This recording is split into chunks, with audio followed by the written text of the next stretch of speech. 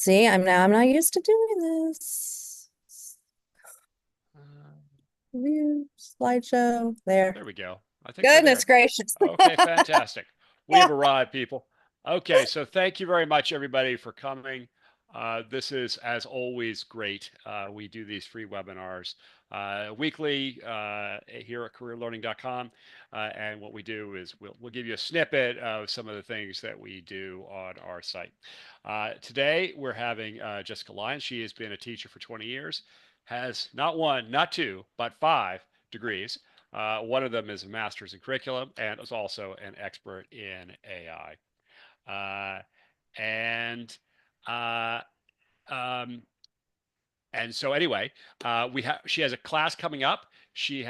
On her chat. We have a ChatGPT certification starting May 19th. She's going to teach you the May 20th module. So if you want to see that, I will give you a link later on. And with one other thing, the presentation is going to be, you can download it. It's on the resources tab down below. And if you have any questions, just put them in the Q&A and I will ask them, or chat, either one. So with that said, Jessica, take it away. Okay. Well, hi. Like Blake said, I'm Jess. And when I normally talk, I talk about all the different ways that you can use chat, and really other AIs, but chat mostly. I'm very brand loyal, to help just make your life easier as an educator, as an administrator. And as I was kind of like going through that and working through that and doing presentations with that, really kind of the same question that kept coming back to me was like, well, the prompt is the key. How do I write the prompt? So I'm going to just kind of talk a little bit, just real quickly, about like just some key takeaways or snapshots when it comes to writing prompts for AI, because that's really where the magic is. That is really like there's a science and there is an art to it, by certainly. So I have a mantra that I use, and my mantra whenever I write a prompt is the more detailed and specific I am with my input, the more detailed and specific my out. Hang on one second. I did something wrong. So Okay. we got to start over. I Okay. apologize for this for everybody. I did not hit the right button. So I'm Blake Cabot. This is Career Learning. This is Jess Lyons. She is going to be teaching you about education and ChatGPT. And she has been teaching for 20 years and has 5 classes. And I apologize for this. So if you could back up to the beginning, please. Yes, let me go back. It's there's a little thingy in my way. All right, there we go. See, there we go. Okay. Are you ready for me now, Blake? Yeah, absolutely. Okay. All right. Okay. Well, again, I'm Jess. And when I first got involved, like I said, with ChatGPT, it truly, truly, truly was, how can I make my life easier as a teacher? There's got to be something out there that I can use or that I can incorporate to just give me back my passion for teaching. And I stumbled upon ChatGPT and I fell in love with it. I say it's my I have a torrid love affair with chat. Um, and then as I started writing my book and doing my presentations and things like that, I really realized that we had to talk about the prompts, because you you can't get it to do anything if you can't get a good prompt in it. So this is just kind of a little basic, quick takeaways to help you structure your prompts, because your prompts are, I mean, there's an art and a science to it. So again, my mantra with any prompt that I write is, the more detailed and specific I am with my input, the more detailed and specific my output will be. And I like to tell people, you can be as bossy as you want with these prompts. You can tell it exactly what you want it to do. And unlike the real world, it will actually do it. So especially if you're an educator or a teacher, you're used to asking kids or people to do things and they don't do it. But now you get the pleasure of it actually doing it. So the very basic thing I can say is be very clear, be very specific. Um, if you're ambiguous or you're just kind of like a generic prompt, like write me a lesson plan for Julius Caesar. Mm-hmm. I mean, he'll do it because he's a people pleaser, but chat will only do what you say. He'll do it, but no more, no less. So the more specific you can be, like adding the standards that you want, or adding the assessments that you want, or I have this video on YouTube that I want to do, please, put that in there as well. So just be very, very, very specific and as bossy as you want to be, and you're going to get a very specific response. Mm-hmm. What somebody's having a problem watching this, and I'm not sure what's going on. But if you guys have a problem watching this or seeing the slides or something, because sometimes Zoom's a little sketchy, we are live simulcasting this on LinkedIn. So if you click on that link, it works fine. Thank you. Sorry for the Oh, interruption. you're fine. You're fine. um, Another good thing to remember is role-based instructions. Chat will adapt its tone to the role. On here it says act as a veteran history teacher. I always put assume the persona of. One of the nice things that I will say with the updates, the most recent update to chat, is he does a better job of remembering the persona you want, but I still don't completely trust it. So I usually say, assume the persona, and then I always do something like assume the persona of a fantastic English teacher who is creative and fun. And then I put my prompt into there.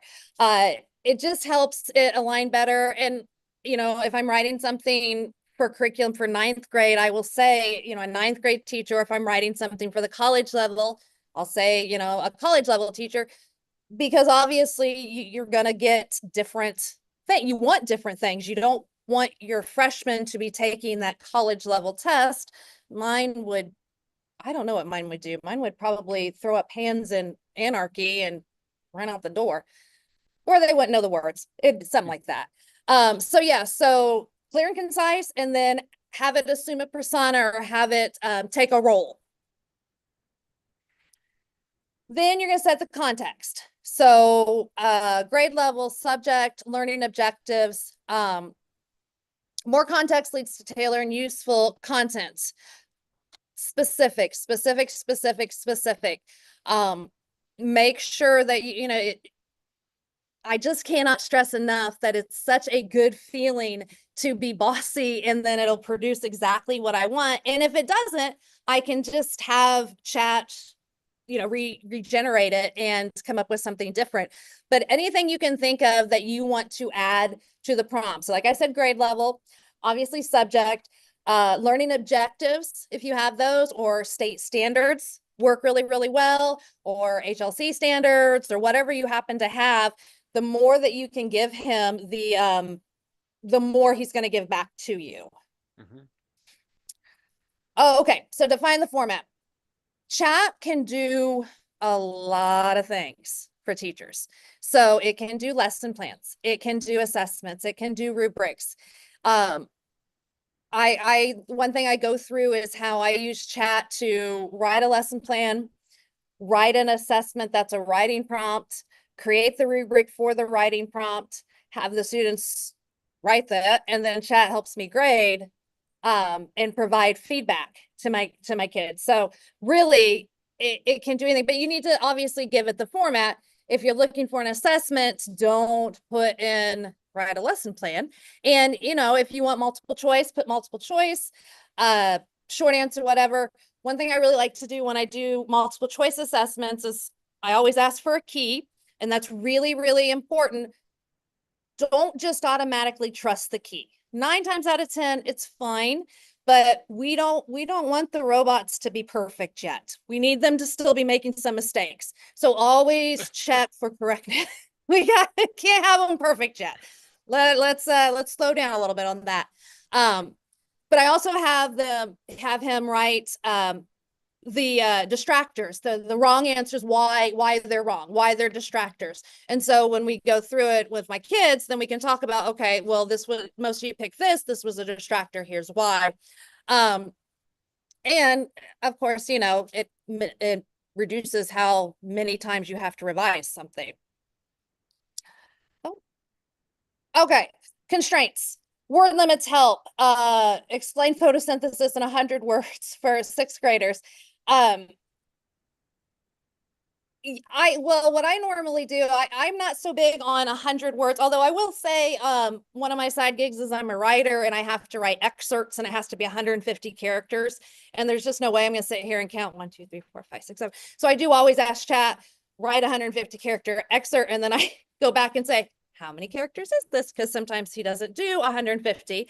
But if you put in, like for explain photosynthesis in 100 words, that's good. Or you could put something like explain photosynthesis to a sixth grader who knows nothing about it. You can also do teaching strategies. I mean, chat, there's not something you're going to, unless you made it up, there's not something you're going to put in there as a best practice or pedagogical that chat's not going to know. So, you know, you can say, I want to do a Socratic seminar, or I'd like to do a fishbowl, or I'd like to create an escape room. Setting reading levels is really important. And that's, you got to put that with, you know, that's why you say, assume the persona of a ninth grade English teacher so that chat knows to write the words for the Lexile level of ninth grade. Lots of times when I do reading passages, I'll be very specific with Lexile levels. I'll say, write this passage at an 1100 Lexile level because chat knows what that is. Iterative prompting. So your first response might not be perfect.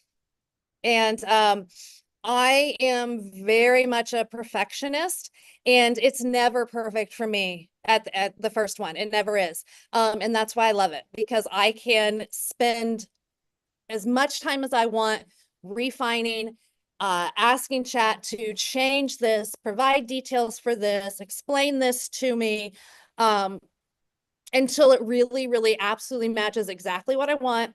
And it's tailored exactly for the classroom in front of me. And that's what I really like about it. I love the, you know, collaborative assistant. It really is, because chat will give me something and then I will highlight it and I will say, explain how to do this or provide more details on this.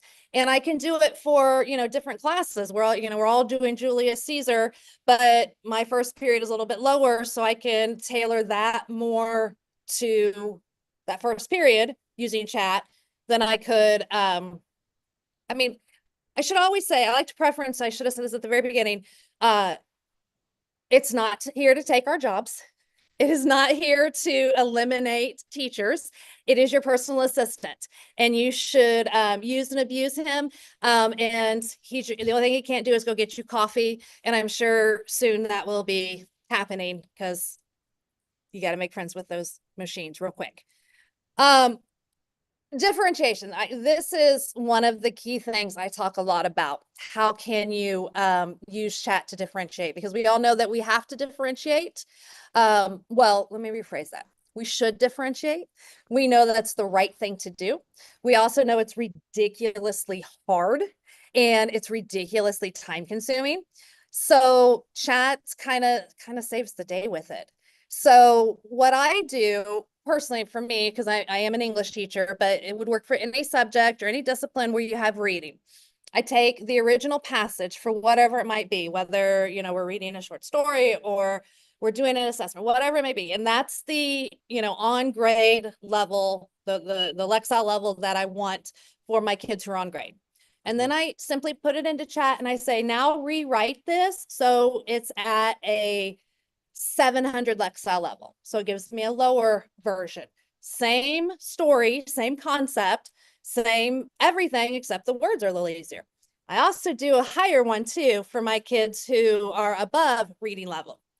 So then I have, you know, I have a low, regular, and high. And then when I give it to the kids, they don't know who's getting what, because if I share it through an LMS, like if I share it through Canvas or Google Classroom, obviously I can share it to specific kids and they don't know, or even if I pass it out, it's the same story. The words are just easier or a little bit harder, a little bit challenging. And I have seen a world of difference with Huh. kids just engaging more because they actually understand what's happening and they don't feel totally lost. And I do that with tests as well, because it's really, I think, very fundamental that we remember you're not assessing reading. I mean, you might be, and that's a different story. But most of the time, we're not assessing reading. We're assessing some sort of skill. We're assessing main idea. We're assessing creating topic sentences, whatever it might be. We're assessing that. We're not assessing how well they read. So we need to deliver the thing that they're going to read on a level that they can read, that they can understand. And then I do that same thing with the questions. I write a normal test with on-level questions, and then I ask Chat to refine it so it's at a lower level reading level. And then I ask Chat to refine it so it's at a higher reading level. And that way the kids are getting exactly what they need. They're either getting pulled or pushed or whatever they need, but yet they are still involved. You can do the same thing with E&Ls. You can ask Chat to translate. I can't remember exactly, but I think like last time I checked, it was like there's 54 languages it can translate it into. That might be low. I can't remember. But yeah, because my poor E&L teachers, there's only so much they can translate for you. They've got stuff to do too.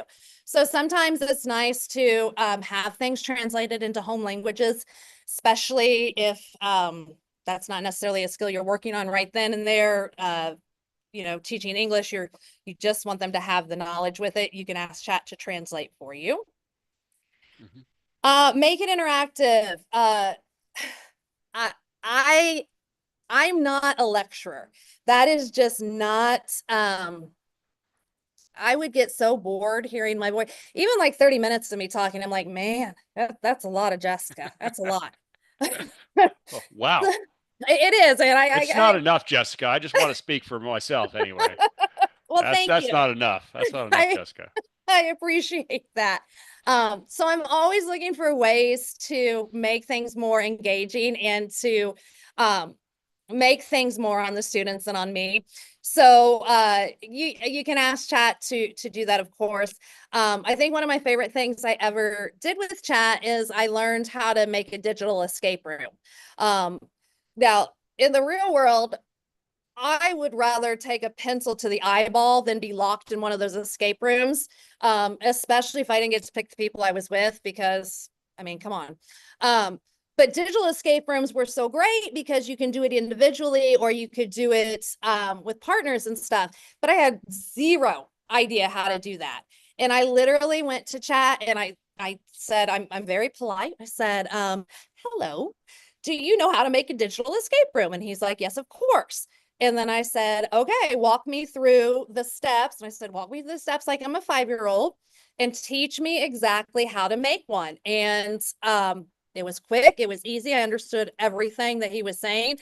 And now I do so many digital escape rooms that the kids, they hate them. They're like, that's enough. We've escaped. We don't need to do any more of those. But Chat's really nice too when you need a little break, you want something more interesting, more engaging, keeping those kids focused, keeping, you need, even if you just are like teaching and you want a little brain break for the kids, Chat will make that for them real quick. Optimize accuracy. Like I said, the robots aren't perfect yet, and that's okay. We're all right with that. So you do need to check for errors. I just recently add Chat. I have kids doing literature circles, so they're reading 5 different books. And I certainly did not want to make 5 different quizzes. So I asked Chat to make, 5 quizzes for me and went through them. And I think out of the 5 different ones, maybe there were 2 questions where he got, like instead of saying pharmacist, it said doctor. So it's just little things like that. I will tell you, on Chat, you can, after the response comes in, you can like rate it, for lack of a better word. And you can put like thumbs up or thumbs down if it was a good response. And if it's a bad response, then a little box pops up and it asks like, what's wrong? Was it factually incorrect? Was it, not the style? My favorite one is it will say being lazy. And he does get lazy sometimes. He does get lazy on you. And make sure you tell him that. Make sure you put being lazy and it will kind of bump back up. But always, always, always, if you find something that's factually incorrect, make sure that you put that in there, so that it can help with training new models. And let's see what else to say. Anytime I do any like I said, for the writing on the side, I make chat provide sources, so that I can double check, of course. And chat also allows, like if you have your students use it, chat has a way for you to cite chat, which is really nice and has become very, very helpful, for my kids when we're going through the writing process. Mhm. Um, Effective prompt writing requires trial and error. Yeah, I was just chatting with Blake before this. I got into chat just kind of by luck, by will, and whatever you want to say. And it is just trial and error. It is just playing around. And I still just play around with it. And I mean, what I would not say daily, but pretty often I figure out something new or some new way that I can use it. With the update with chat, it now has links to different things. So one of my favorite things about it now is you can use it to make a video. So chat will ask you like, what do you want the script to be about? And you put all that, like you said, clear, concise, all those things go in there. And then it asks, do you want a 30-second, a 60, how long do you want it to be? Tell that. Couple other questions it asks. And then you click this little button that takes it to the video app that it uses. And then there is the video that you just asked chat to make. And it provides the script. And I do need to say, everything I'm talking about is on the free version. I'm a Mhm. teacher, I'm poor, I'm not paying for anything. So everything that I'm telling you about, you can do just by putting your email address in. But I always just encourage everybody, just play around, just have some fun. Just even if you think, oh, my lessons are perfect, I've been doing this one for 20 years, there's no reason to change it. Try it, see. You would be really, really surprised at what might come up. And it's fun, and it's fun, and it's a fun way to keep just to kind of keep the passion in teaching. So that's just a brief overview. Like I Well, said, I can't I could talk for longer, but I would and be do in the actual course. and I do talk for longer. When I do the actual course, I it's a lot more of me showing. So I go to chat, and instead of me just saying, oh, I highlighted or I do this or that, I just will go through everything and put it on chat and show it to you. I show you how I use it to grade, how I use it for feedback for my students. I show you, of course, lesson planning. Um, I also show you how you can use it to do administrative tasks. We were chatting a little bit earlier about how Microsoft Excel is like the bane of my existence. But with chat, he can write the formulas for me. He can make tables for me, and then I can export it, and it makes it a little bit easier um, for you, for me as well. So yeah, there's a lot of other things that I will talk about. I give a tiny little background on what chat is. Um, you've probably heard me call him. Um, that's because to me, I mean, well, it's because in my mind, because chat, if you want to be really smart and it's Jeopardy, chat stands for chat generative pre-trained transformer.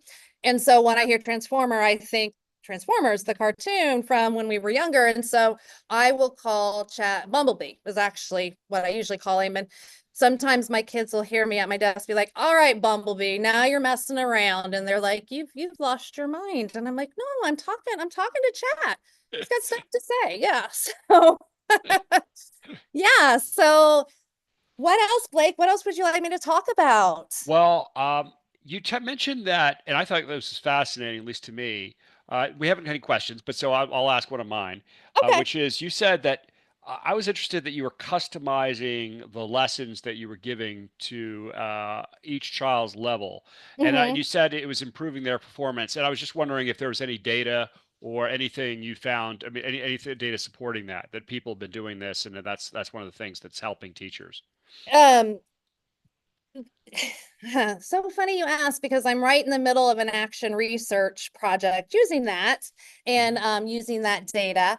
Uh, because AI is so new, not so new anymore, but really becoming more mainstream, I guess you Hmm. would say. There's Hmm. not a lot of studies out there with hard data as opposed to just testimonies. Okay. But I can tell you, I've seen changes that I will never go back. I will never go back. So, but yeah, I'm in the process So of. the students read better because you're able to challenge them more and customize it more to their experience. Is that what I'm Yeah, understanding?